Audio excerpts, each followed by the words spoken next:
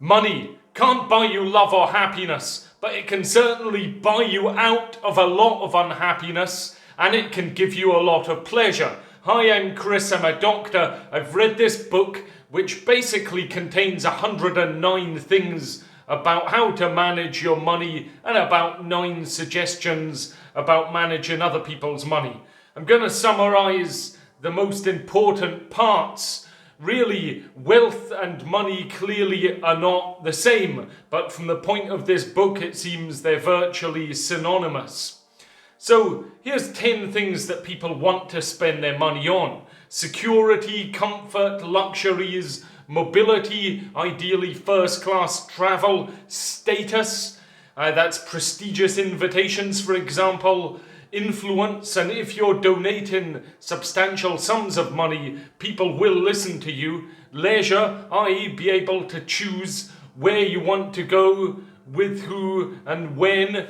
Popularity, and this is being able to entertain friends and acquaintances who know that you give potentially generously. You'll have a very active social life if that's what you choose. And finally, philanthropy. And that philanthropy is often what you'd look at people who have made it, then turn into giving it away. Let's build your wealth. So think wealthy, get wealthy, and then get even wealthier. How do you do that? Well, basically, you need to carry out regular financial checks. And that's important, just to not think, I've forgotten about a debt, therefore it's paid off. This would be adding in all of your outgoings and your ingoings, and then actually think about your finances in the future. What potential things are you going to be spending on the outgoings? Some of those you can predict, some will not be as easy to predict, but having a contingency fund there, you can roughly work out how much you need in relation to your current spending and your outgoings.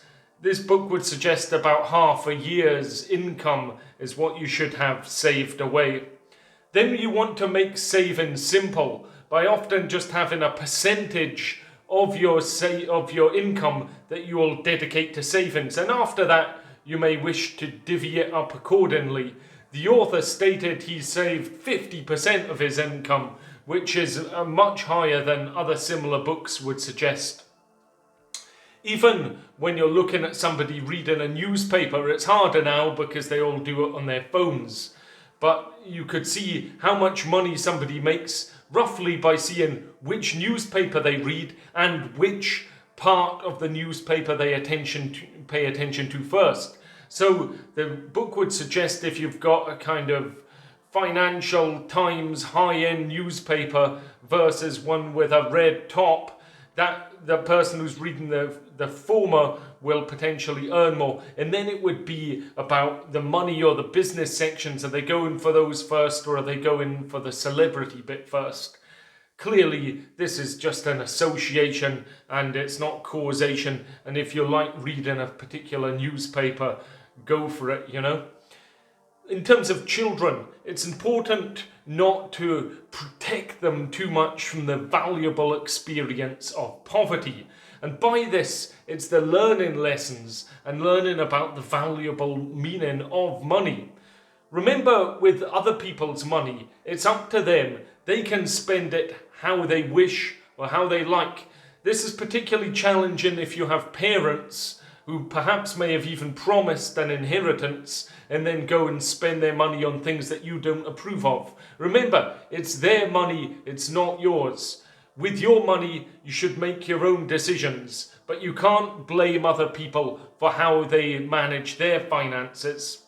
So another thing is how we think about wealth, and that can potentially hold us back, because if in our heart we believe that money is bad, then we're not going to be pursuing more money, and that could unwittingly undermine efforts to obtain more money, because the more effort you put into making money, generally the more you'll get, and it's getting that simple system so that you can keep earning, saving, and managing future needs that will help you become wealthy. Because once you've got the ball rolling and you're starting to earn money, that's the time to accelerate and put more effort in.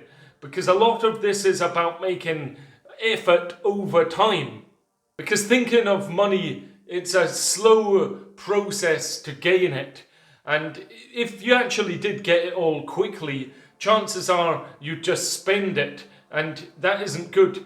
Whereas if you've gathered it over that period of time, you will have also gathered the know-how to actually make the surplus cash work for you.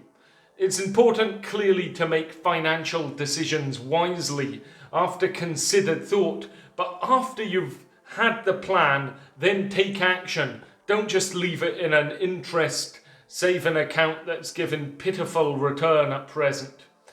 It's important to negotiate, particularly if you're trying to gain lots of wealth, because what you'll find is with negotiations, it's often not a one-off transaction and you'll never see somebody again. So you're really aiming to establish rapport, know what your bottom line is, what the walkaway point is for you, and aim for a win-win situation. And be prepared to perhaps be flexible and fluid so that you can negotiate and give some things away to achieve more of what you want. It's clearly important for you to know what you want when you go into negotiations, and also have as much knowledge of that particular negotiation as possible, because in these circumstances, knowledge is certainly power. So going back to money, don't borrow it unless you really, really, really have to. Keep working harder than those around you, and it's only at the very end when you can think, okay, time to turn into philanthropy and start giving things away. Don't just say, oh, I'm comfortable, stop. If money is what you want, keep working on it. See other people for what they are, of course, not how much money they have, because some people are fearful that money can change people, but other things can change people. Fame, having kids, a promotion, drugs, alcohol. Most people are just themselves, whether they have an abundance of money or not. So try to really see others for who they are, not how much money they have. For me, that's glaringly obvious advice, but I think it's an important message from this book. I'll leave you with this, and it's about taking action with your money. You have to think like a samurai. They lived by a simple creed: no hesitation, no doubt, no surprise, no fear. So once you've decided on a course of action, such as battle or combat, then be committed. So think what you want to do with your money, and then make that thoughtful decision, and then do it. Don't be afraid. After dedicated thought, do it quickly. Make your money work for you. Hope you found that helpful. I'll see you next time.